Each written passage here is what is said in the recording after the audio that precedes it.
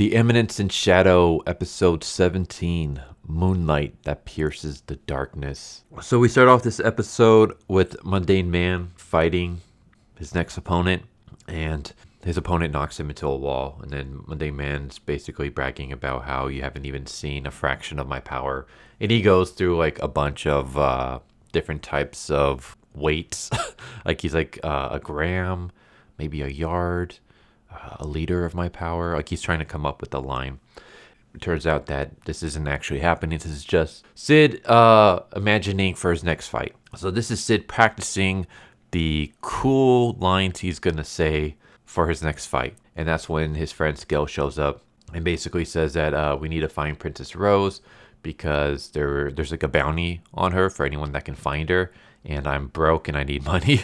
And Cid at first shoots it down. And he actually kind of has this line where he says, as long as people interact with one another, that interaction will breed annoyance. Why do people continue to seek the company of others? I was like, damn, Cid. That's kind of a pessimistic outlook on life. But Cid sees his sister starting to walk up the steps, and he doesn't want to deal with her. So he takes Skel up on his offer, grabs him, and jumps out the window so that they can find Princess Rose. And so Cid and Skel go their separate ways to spread out to look for Princess Rose. And Cid hears Moonlight Sonata playing from somewhere. And he's shocked because no one should know of this song unless they were also reincarnated.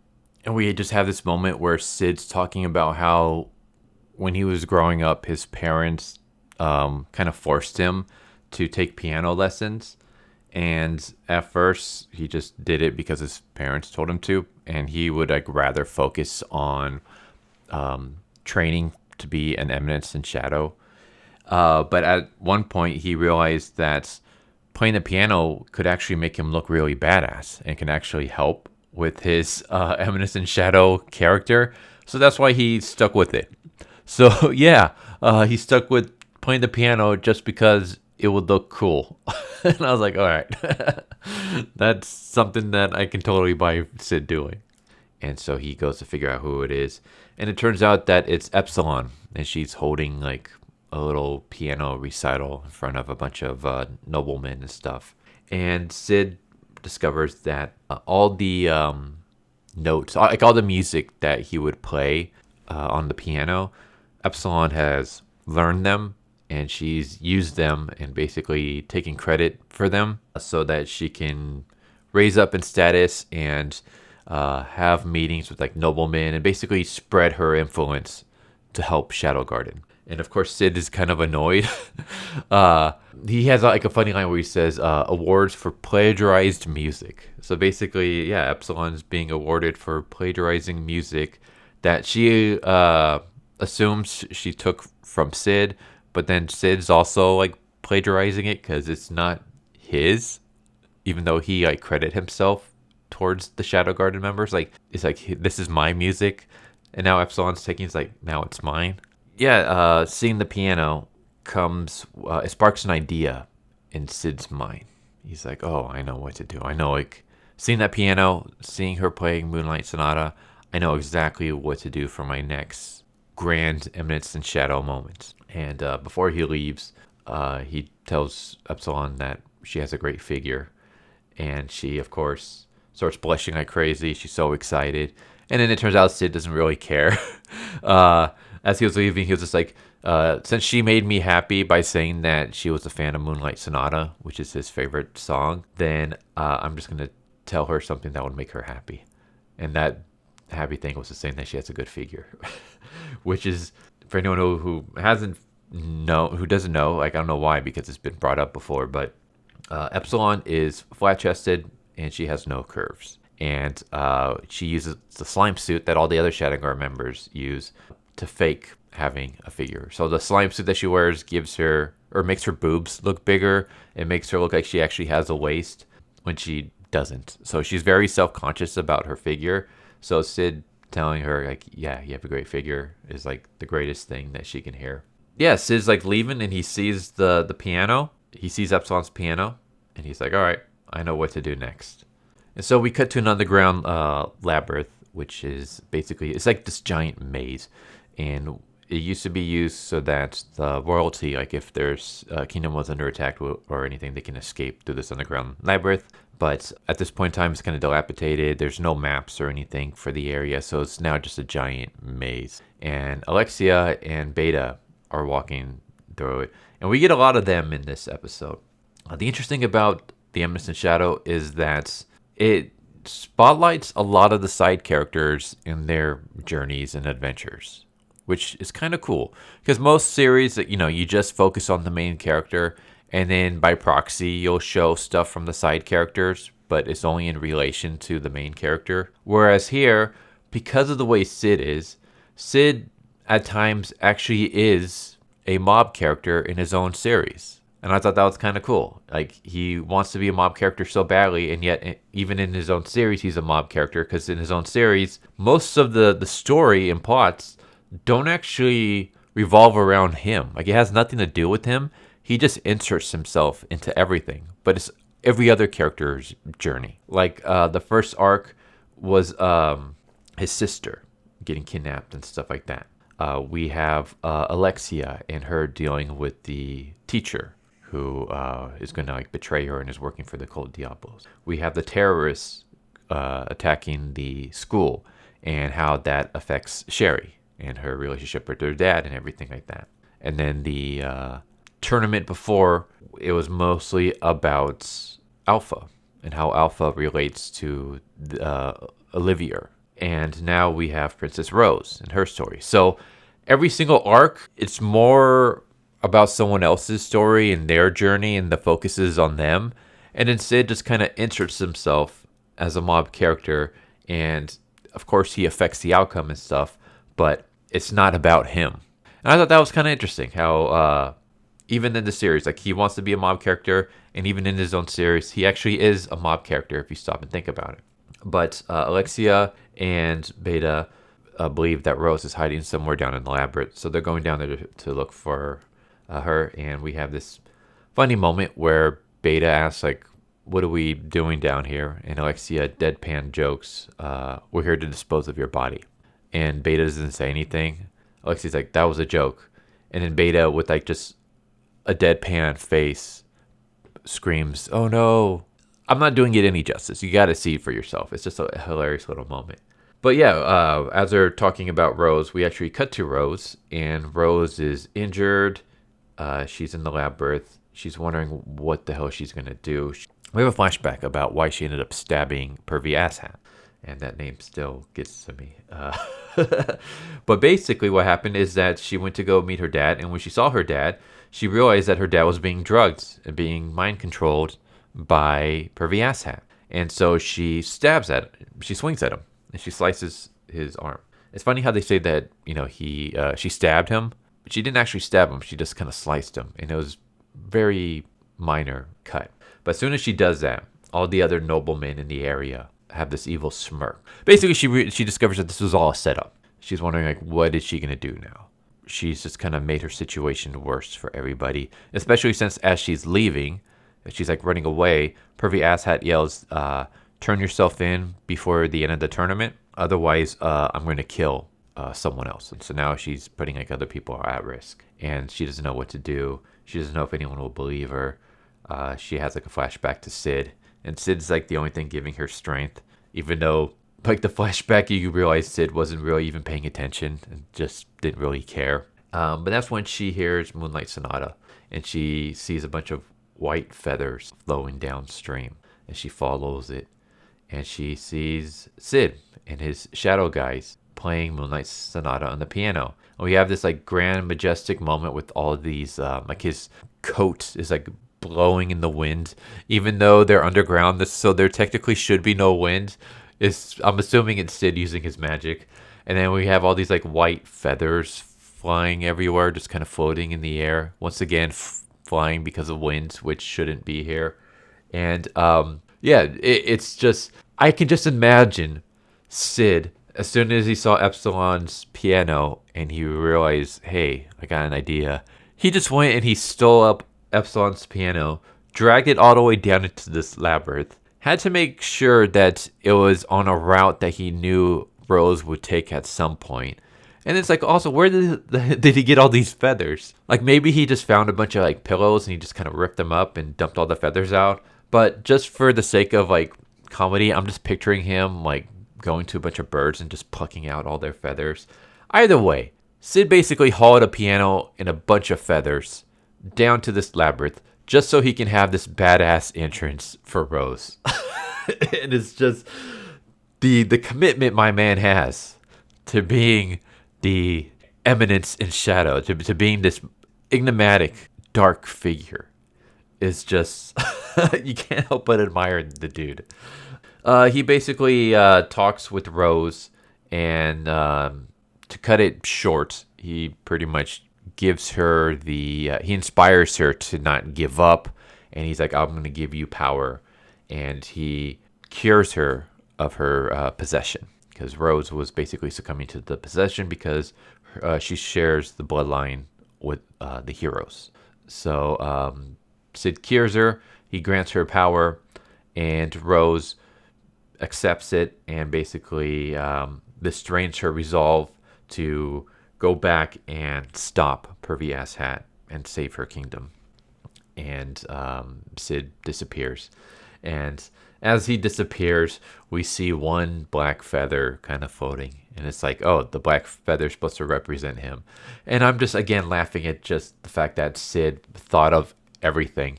The fact that he went around, he dragged this piano all the way down here. He went and found a bunch of white feathers, but he made sure that he grabbed at least one black feather to represent him. And then he had to use some kind of wind magic or whatever to have all these feathers like flying around to just give him this majestic look. And then that's when a bunch of Cult of Diabolos members show up, and they all like fly down at her, and they're about to slice her. And she just takes out her sword, and we just have this moment where they're all like behind her, and then they just explode into a shower of blood. And I was like, all right, that's a really badass scene right there.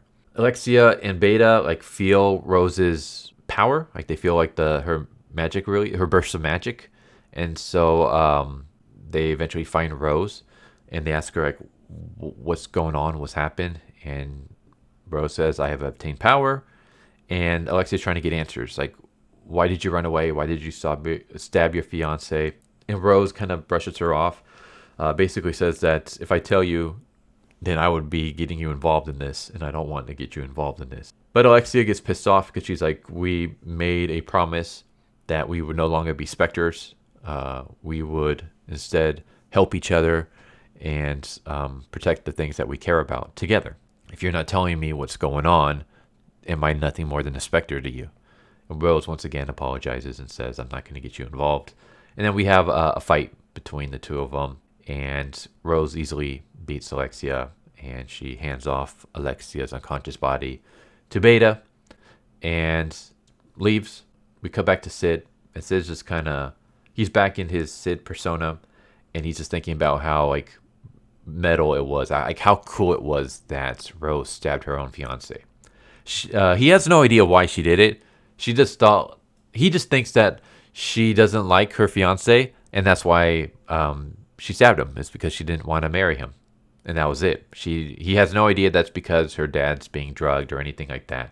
So he just thinks, oh, that's pretty cool. Like the fact that you don't want to get married, so you actually do something about it by trying to kill your fiance. Sid just finds it badass, and he's so wrapped up in his thoughts that he doesn't realize that his sister Claire is still at the door waiting for him. So she showed up in the morning, and Cid bailed on her, and she just stayed by that door all day. And it's evening now, and she's still there.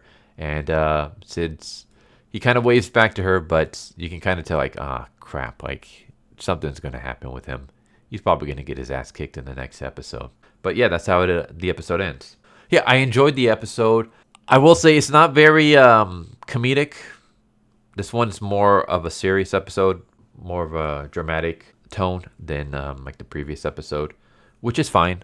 I mean, obviously, I prefer my comedy episodes more. Like, I like the comedy heavy focus. But like I said earlier, I like the fact that the interesting thing about The Eminence in Shadow is that if you just see it from Cid's perspective, it's kind of like this comedy, almost like a dark comedy in a sense. But if you take Cid out of this world. This world is actually very tragic, and this series is actually very dramatic. We got occults killing people. We got possessions, people being mistreated because of something outside of their control.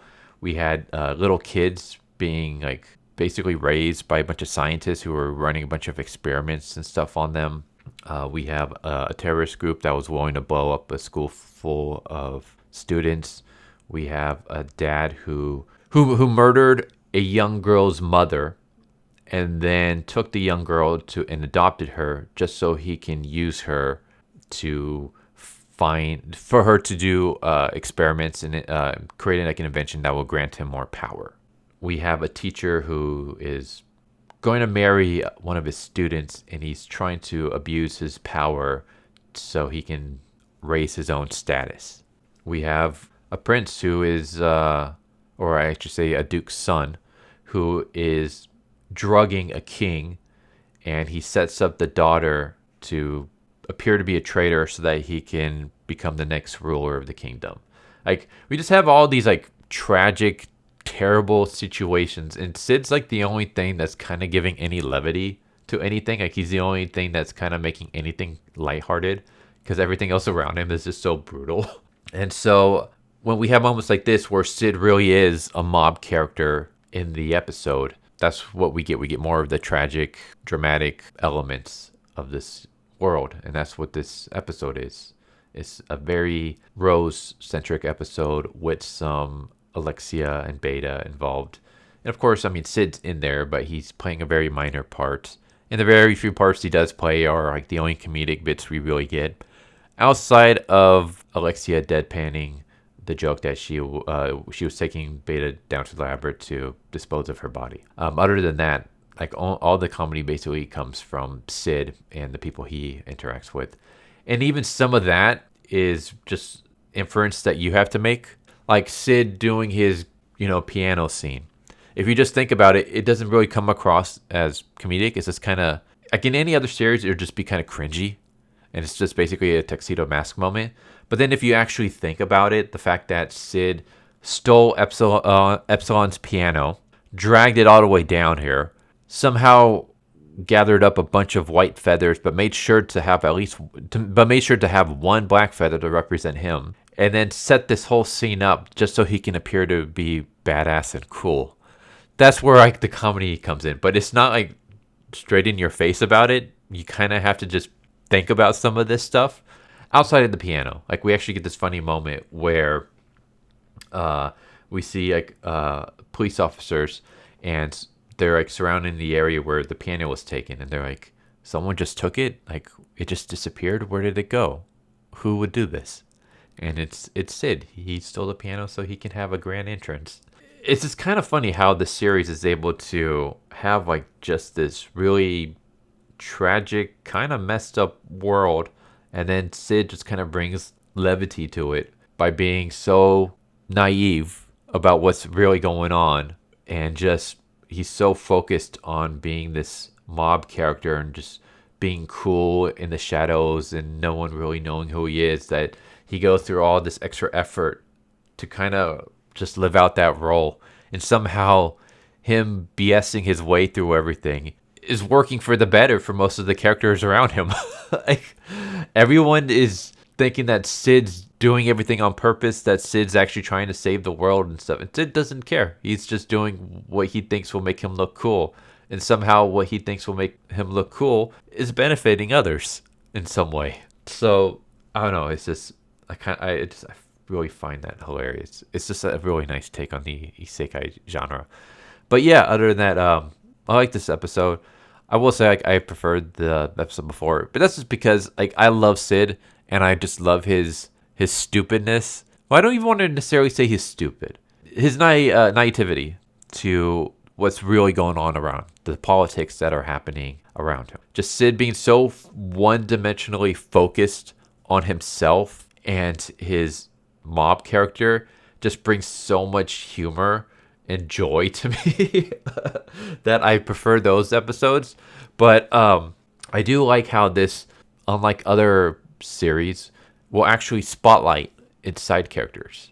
The side characters are not just there to just, help or give plot elements to the main character. The side characters here actually have their own goals, their own tragic backstories or non-tragic backstories. They all have their own, like they can all be main characters of their own if you think about it. Alexia can be her own, a protagonist of her own series. Same with Rose. Same with Alpha and her Shadow Garden. Like we can have just an entire series of just Alpha working with Shadow Garden, trying to discover clues to the Cult of Diabolos, and not even have Cid be involved whatsoever, and it will still work. It would be a completely different tonal series than Eminence is, but each character can be the protagonist of their own series, and you don't really see that all that much in shonen series. So I really enjoy that. But yeah, I'm just kind of rambling at this point. There you go, Eminence the Shadow, episode 17. Hope you enjoyed, and hope to see you next time. Take care. Later.